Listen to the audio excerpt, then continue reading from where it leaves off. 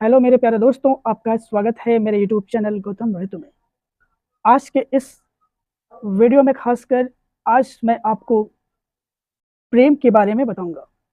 प्यार क्या होता है, प्रेम क्या होता है। प्रेम शब्द बहुत वृहद है। प्रेम की पराकाष्ठा असीमित है। लोग कहते हैं सबको प्रेम करना चाहिए, अवश्य करना चाहिए, क्योंकि प्रेम से सृष्टि का सृजन हुआ है, इस ब्रह्मांड का सृजन हुआ है। अगर इस तरह से प्रेम का अस्तित्व खत्म हो जाएगा, सृष्टि का विनाश संभव हो जाएगा। तो आज के ऐसे में रोचक प्रेम से जुड़ी हुई अवधारणाएं, उनके क्या सिद्धांत है, प्रेम को आज आप समझ जाओगे, क्योंकि 99.99% लोग प्रेम को नहीं समझ पाए हैं। वो प्रेम को एक अलग ढंग से लेते हैं, लेकिन प्रेम एक अध्यात्म है। आध्यात्मिकता से जुड़ने का एक साधन है प्रेम, लेकिन प्रेम को परिभाषित नहीं किया जा सकता। प्रेम को शब्दों की माला में पिरोया नहीं जा सकता। उसकी जो पराकाष्ठा है वो असीमित है। उसको समझे बिना आप प्रेम से अछूते रह जाते हैं। आखिर प्रेम किसे कहा जाए, प्रेम की क्या अवधारणाएं हैं, प्रेम के क्या सिद्धांत हैं, प्रेम का उत्कर्ष क्या है, इन सारे बिंदुओं पर आज मैं आपको बताऊंगा। हालांकि प्रेम के बारे में अनेक लोगों ने अनादिकाल से इसके बारे में परिभाषित जो अवधारणाएं हैं वो परिभाषित की गई हैं। सब लोगों का अपना एक मापदंड है, एक नजरिया है प्रेम को समझने का।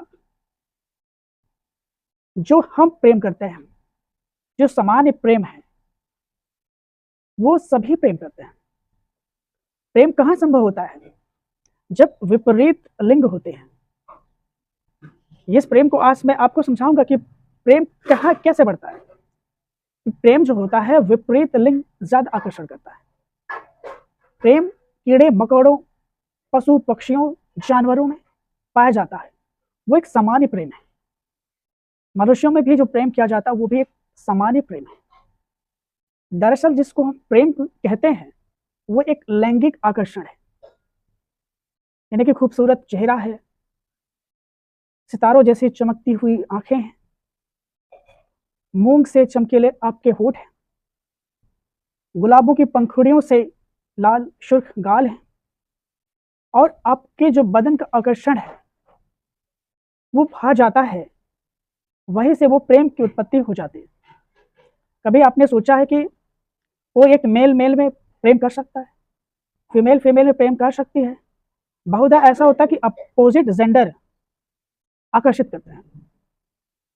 ये भौतिक शास्त्र में, फिजिक्स में भी बताया गया कि विपरीत जो चार्ज होते हैं, प्लस और एक माइनस, वो अट्रैक्ट करते हैं। आपने तार को देखा होगा, माइनस माइनस को अगर करेंगे तो इसमें चिंगारी उत्पन्न होगी, प्लस को प्लस में करेंगे तो चिंगारी उत्पन्न होगी, लेकिन जब प्लस माइनस को आप करते हैं तो कुछ नहीं होता है। जीव जंतुओं में, कीड़े मकोड़ों में भी विपरीत जेंडर होते हैं, वो आकर्षित होते हैं। दरअसल ये जो प्रेम आकर्षित करने वाला ये एक सामान्य प्रेम है। अगर मैं इसे प्रेम से अलग कर दूं तो ये कुछ नहीं है। ये मात्र एक लैंगिक आकर्षण है। ये एक जैविक क्रिया है। जो हम प्रेम कहते हैं वो एक जैविक क्रिया है। ये जैविक क्रिया जीव जंतुओं में पाए जाते हैं, कीड़े मकोड़े में पाए जाते हैं। कीड़े कीड़े ही उत्पन्न करते हैं, जानवर जानवर उत्पन्न करता है, मनुष्य मनुष्य ही उत्पन्न कर सकता है। तो ये एक जैविक क्रिया है, और जैविक क्रिया कभी प्रेम का आधार नहीं हो सकता, क्योंकि क्रिया तो जानवर भी करते हैं, तो क्या वो प्रेम करते हैं? नहीं करते। वो एक जैविक प्रक्रिया है, प्रोसेस है। ये एक फर्टिलाइजेशन, प्रोडक्शन का एक प्राकृतिक प्रक्रिया है जो सभी करते हैं। तो फिर ये प्रेम कहां से हुआ? क्या कोई व्यक्ति या क्या कोई महिला या लड़की बिना आकर्षण के कर सकती है प्रेम? नहीं कर सकती है। ना पुरुष कर सकता है और ना स्त्री कर सकती है। तो फिर प्रेम कैसे हुआ? मैंने बताया प्रेम का आधार लैंगिक आकर्षण है, जो सामान्य प्रेम है, जो भौतिक जगत में सभी करते हैं। और जो प्रेम की जो पराकाष्ठा है वो इनसे परे है, क्योंकि प्रेम की पराकाष्ठा एक आध्यात्मिकता है। अगर कोई व्यक्ति निस्वार्थ प्रेम कर ले तो मैं उसे समझूंगा कि वो सच्चा प्रेमी है, बट ऐसा नहीं है। ऐसा कोई नहीं कर सकता। 100 में एक ही कोई कर सकता है, संभवतः कर सकता है, पूर्णतः मैं नहीं कह सकता। तो जो हम प्रेम को परिभाषित करते हैं, जो बता देते हैं, वो एक अनुभूति होती है, क्योंकि जैविक प्रक्रिया में आपको वो एक अनुभूति होती है, एक आनंद होता है। जैसे हमें प्रतिदिन भूख का अनुभव होता है, खाना खाते हैं पेट भर जाता है, भूख शांत हो जाती है, फिर लग जाती है। इसी तरह प्यास है, आपको प्यास लगती है, पानी पीते हो, आपकी प्यास शांत हो जाती है। निद्रा, हम सोते हैं तो हमारे शरीर को एक आराम मिलता है, फिर नींद पूरी हो जाती है, फिर टूट जाती है नींद, फिर अपनी दैनिक क्रिया में व्यस्त हो जाते, फिर नींद लगती है। तो भूख लगना, प्यास लगना, नींद का आना, ये कभी ना खत्म होने वाली प्रक्रिया है। अगर भूख ना लगे और आप बिन भूख के जी जाएं, तो मैं समझूंगा कि ये प्रेम है। प्यास लगी हो और पानी ना पिए और ऐसे जीवित रहें, ये प्रेम है। नींद लगी है, आप ना सोएं, वैसे स्वस्थ रहें, ये प्रेम है। और आप सोचेंगे ये क्या उदाहरण है? प्रेम भी इसी तरह है। जो जैविक क्रिया है वो भूख के समान है, कभी तृप्त नहीं होता है, और इसे प्रेम का आधार समझ बैठते हो। ये एक आकर्षण है। जब आपके अंदर आकर्षण खत्म हो जाता है, सौंदर्य खत्म हो जाता है, तो फिर प्रेम क्यों नहीं करते हो? क्योंकि जैविक क्रिया खत्म आपकी, ये आधार नहीं है प्रेम का। प्रेम एक अध्यात्म है, वो आपकी आत्मा से निकलता है। प्रेम निस्वार्थ होता है, उसमें लेश मात्र का लालच नहीं होता है। प्रेम में द्वेष नहीं होता है, प्रेम में ईर्ष्या नहीं होती है। वो सभी से प्रेम करता है। जैसे प्रकृति सभी जीव जंतुओं से, प्राणियों से निस्वार्थ प्रेम करती है, क्योंकि जो प्रेम होता है वो एक अंतरात्मा से उत्पन्न एक पुंज है, किरण है, जिसका प्रकाश निस्वार्थ फैलता रहता है। कहते हैं उन्होंने प्रेम किया है, शादी कर लिया, तो शादी जो टिकी है वो किसकी वजह से टिकी है?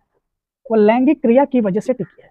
अगर लैंगिक क्रिया ना करें, संबंध स्थापित ना करें और प्रेम को टिका दे, तो मैं आपको समझ जाऊंगा कि आप प्रेम करना जानते हैं, प्रेम की परिभाषा जानते हैं, प्रेम का अर्थ जानते हैं। नहीं होगा, तुरंत तालाक कोर्ट पे पहुंच जाएगा मैटर कि हमें नहीं करने शादी, क्योंकि वो एक लस्ट है, एक कहते हैं ना वासना।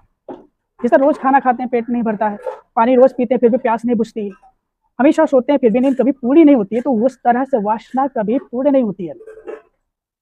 वासना ही प्रेम का आधार मान लेता है, और प्रेम को वासना का आधार मान लेते हैं, और इसी को वो प्रेम समझ बैठता है। क्योंकि सामान्य व्यक्ति तो यही समझेगा ना। अब जानवर भी तो करते हैं लैंगिक क्रिया, संबंध स्थापित करते हैं, तो क्या वो प्रेम को जानते हैं? नहीं जानते हैं।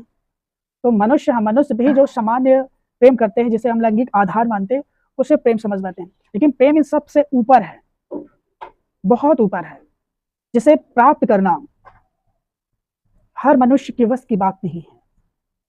उस परम बिंदु शिखर बिंदु पे, प्रेम के शिखर बिंदु पे वो नहीं पहुंच सकता, क्योंकि वो वासना में, आकर्षण में, लैंगिक सुंदरता में उलझ कर वहीं रह जाता है, और फिर वो अपना जीवन भी समाप्त कर लेता है और इस दुनिया से फिर अलविदा हो जाता है। फिर ये प्रक्रिया चलती रहती है।